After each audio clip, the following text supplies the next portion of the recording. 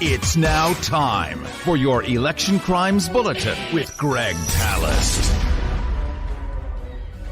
And you are listening to the Election Crimes Bulletin on Flashpoints. Greg Palast joins us every week to fight for your vote, really, and to take a look at what's been going on in the election fraud business, if you will, or that monkey business that goes along with it. Greg Palast, welcome back to Flashpoints. Good to have you with us. Well, the Trumpster was indicted. I guess it was one felony 34 times over. Let's talk about that, and then let's talk about some of the other investigations and how the implications this might have in terms of those investigations. Okay, first, Alvin Bragg, District Attorney in Manhattan, brought and finally published the indictment. We're all waiting to read this tract, and I did, and it sounded impressive because it had 34 felony counts. Well, it was a bit of a prosecutor's trick. There was one crime, hush money, which Donald Trump paid to his side action, Stormy Daniels. No shock there. The reason it's 34 counts is that they took every single act. Like he wrote something like 4 checks. I have to double check that number. So every check he wrote, every invoice that Michael Cohen, his lawyer, understand what the crime was. Michael Cohen paid $130,000 to Stormy Daniels to keep her quiet about an affair she had a long time ago with Donald Trump. By the way, he claims he never had an affair with her. Cohen paid her off, got reimbursed by Trump by sending phony bills to the Trump organization saying that they were legal bills. And that is a misdemeanor crime. It's a crime, but it's a misdemeanor, which unlikely to involve any jail time. It's minor stuff. Well, it becomes it does become a felony when it's used in pursuit of an election, like running for the president of the United States. If you are paying off somebody, not because you're embarrassed, it might get you in trouble with your wife, but it might get you in trouble with the electorate. That's illegal. And that's a felony, right? That's when it goes to a felony. Yes, that would be. So Bragg has a 2-step dance he has to do with the jury. He has to convince them that Trump was aware that he was committing the crime of falsifying documents. So it was simple. He knew that the Trump organization was going to file documents with the state saying that they paid legal fees to Michael Cohen when in fact they were reimbursing him for a payoff. But if you say that's really a hidden election contribution by Michael Cohen, for which Michael Cohen is being reimbursed, and that is to help Trump in his election, then that's a felony crime. That's not a necessarily easy case to make. We had pretty much an identical case back in 2004 when John Edwards, remember, he was running for vice president. Yeah.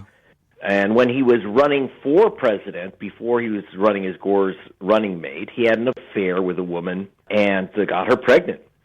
And got his Mellon, the heiress to the Gillette blade fortune, paid nearly $1 million to cover her expenses and basically pay her off.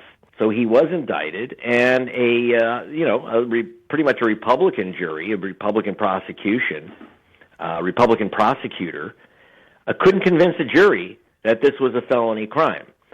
The jury had 4, maybe 5 charges. The most serious charge, that it was a hidden campaign contribution, they didn't buy. Edwards said, "Look, my wife was dying of cancer, and I just didn't want to tell her that I'd done this horrible thing, and I had a child by this woman." The jury didn't buy it as a hidden campaign contribution. The other charges, they were hung on the minor charges, so a prosecutor just didn't bother to retry the case on the hung charges. So the last time we had almost identical case, it totally fizzled out. Now, but this one's got other women as well making the same cases. Silence being bought. You got the National Enquirer. This is a serial activity, if you will, by Trump of a catch and kill stories. It's not, and I'm not saying this is this is the worst in the world, and we want to get to the other investigations. Yeah, I mean, I have to say, but there's something here. Yeah. Mm-hmm. Yes, it's called the Election Crimes Bulletin. That's why we're covering it. And there is an indictment for a felony crime, but it was quite limited. He didn't at least. He might use the National Enquirer, using the National Enquirer to cut out the other things. But you have to understand other payments. But it was all just Stormy Daniels' case. That was the only thing that's in the indictment. He might use the others, Alvin, Bragg, to create a circumstantial case to show Trump's intent. That's the hardest one. In the Edwards case, the jury said, was he trying to fix the election or was he trying to save his marriage? And the jury said, we don't know because we can't get in the guy's head. Trump will not testify unless his lawyers dropped acid and leave the room. They will not let him testify. So no one's going to know what's in his mind because no one's going to ask him. So he's going to have to rely on Michael Cohen, and Michael Cohen is a convicted felon. He was a lawyer. Convicted for the same crime that Trump won't be convicted of. Yes. Yeah. And let me just jump in here and say, go on. Yes. Go on, Greg. Go Finish ahead. up. So he's not the best witness because it looks like revenge. Here's a guy who made the payoff, who is willing to be a knuckle-breaker, trying to be, the new Roy Cohn. Michael Cohen was trying to be the new Roy Cohn for Donald Trump. And he's not a great witness. Stormy Daniels took hush money. She's not a sweetheart either. Terrible witnesses to have. The only thing that the jury might find credible, if you listen to Michael Cohen, he's a kind of weirdly, despite being a felon and a knuckle-breaker for Trump, he does really sound sincere and contrite, that he really wants to set the record straight. But Trump's bouncer is sympathetic, yeah. You're listening to Flashpoints on Pacifica Radio. This is the Election Crimes Bulletin. That's Greg Palast over there. You can check him out at gregpalast.com. New marvelous documentary, Vigilantes, about the real problems that we're facing. And let's talk about some of the other prosecutions that have everything to do with the battle for the vote. There are two things happening. We've been talking about Fani Willis, the district attorney in Georgia, and then let's talk about Jack Smith. He's the independent counsel. Yes. Well, very important in both the Fani Willis and the New York indictment, the New York trial now, is the simple question, if he's convicted, does this stop Trump from running or serving as president? In the case of the Manhattan indictments, it's inconceivable that it would stop him, even if he's convicted of running or serving as president. It doesn't relate specifically to his duties of office, so it's pretty difficult to imagine anyone successfully raising an action against him to prevent him from running or serving again as president, even if he's convicted of a felony in New York. Then we get to the case of Fani Willis. That's more serious because that specifically relates to an election, a federal crime relating to, you'd have to make the case to stop him from taking the oath of office. We are a democracy. If you want to vote for a criminal, okay, you know his criminal record. He's been indicted. He's been convicted. It's not clear that he could be stopped from being president even if Willis indicts him and gets him convicted for election crimes, that is, deliberately trying to overturn the elections. At this moment, it's not just my speculation. I actually did a poll of some really knowledgeable lawyers who are a bit reluctant to speak on record, but they're saying, it's not clear. My money would not be on him being indicted in Georgia because you'd have to show his intent. Did Donald Trump, we know that people committed crimes. The indictments, there's no indictments yet. There was a grand jury which recommended a second grand jury whose job would be to bring indictments. They said there will be indictments, but we know that people like Michael Cohen, his other Michael Cohen, that is Rudy Giuliani, is a lawyer, former prosecutor, who certainly had to know he was breaking the law by submitting the names of electors who were never elected to vote for the presidency in the Electoral College. They never ran. These are people pulled, out of, a right-wing GOP Rolodex because the actual electors, most of them refused to put their names on a phony document. So those electors are in trouble. Rudy Giuliani's in trouble.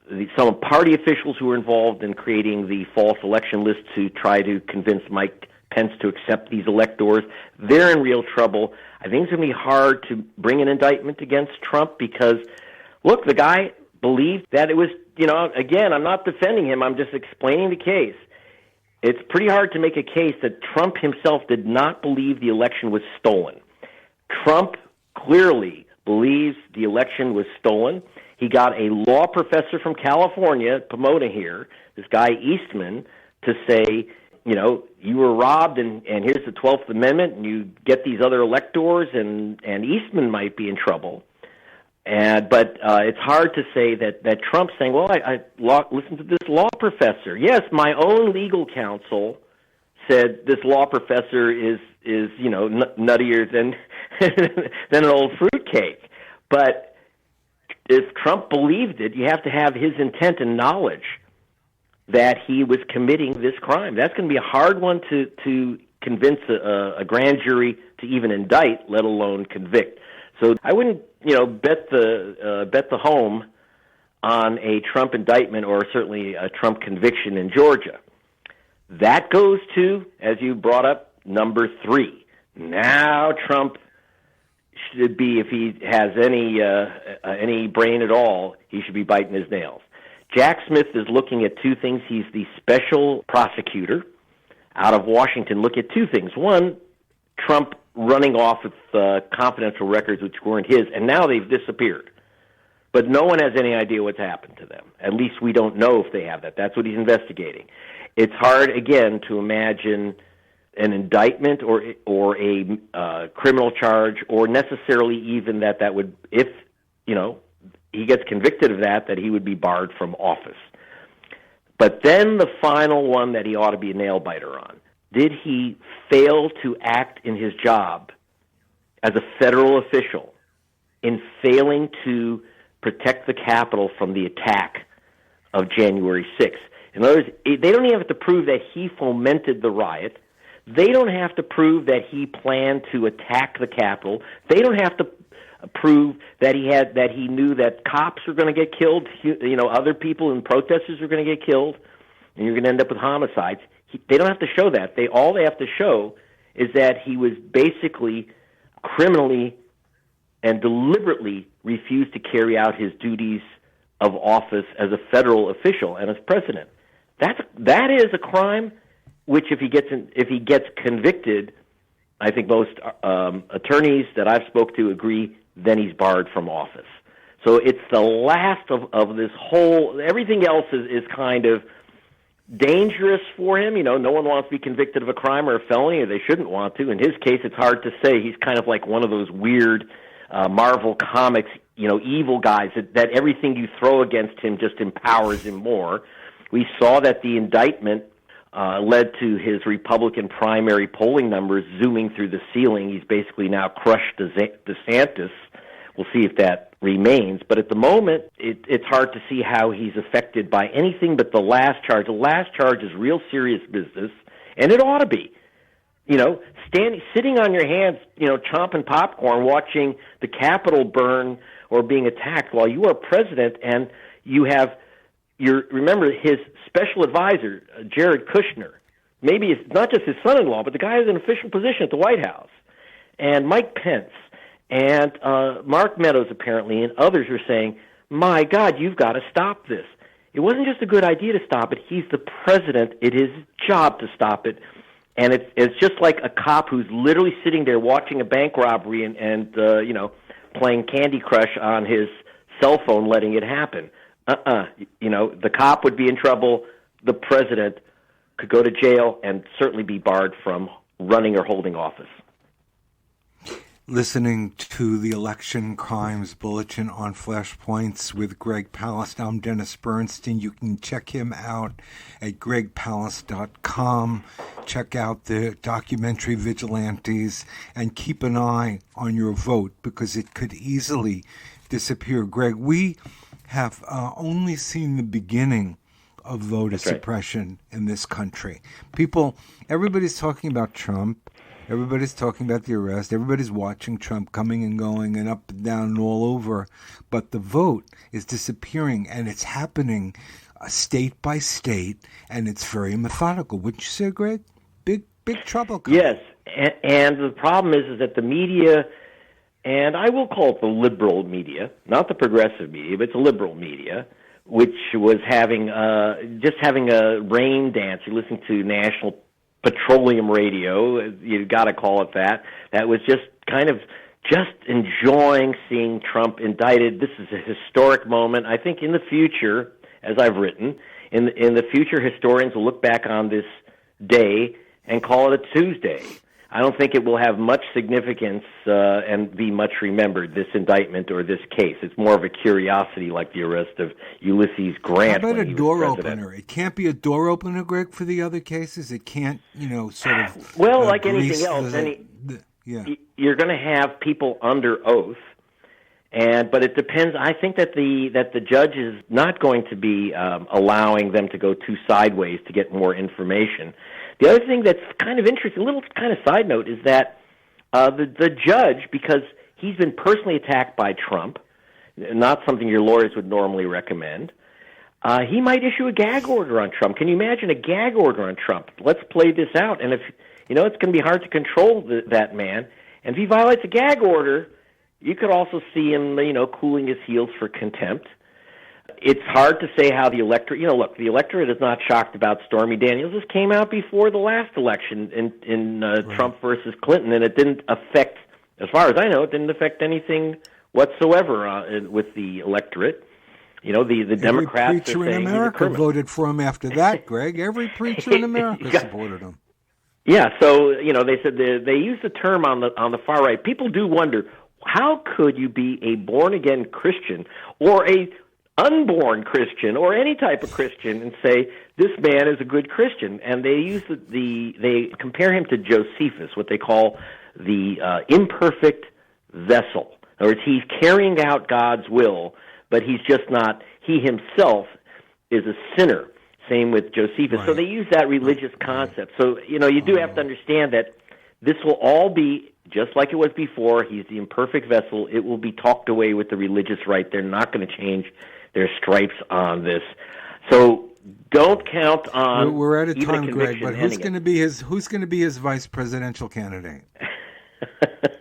Well, the way you see, like you got 3 seconds. Go. Satan. It will empower him. I think the Christian right would love it. All right, we're going to leave it right there. That's a joke. Thank you, Greg Palast. GregPalast.com. Check him out. It's the Election Crimes Bulletin with Greg every week on Flashpoints. You are listening to Flashpoints on Pacifica Radio. Stay tuned.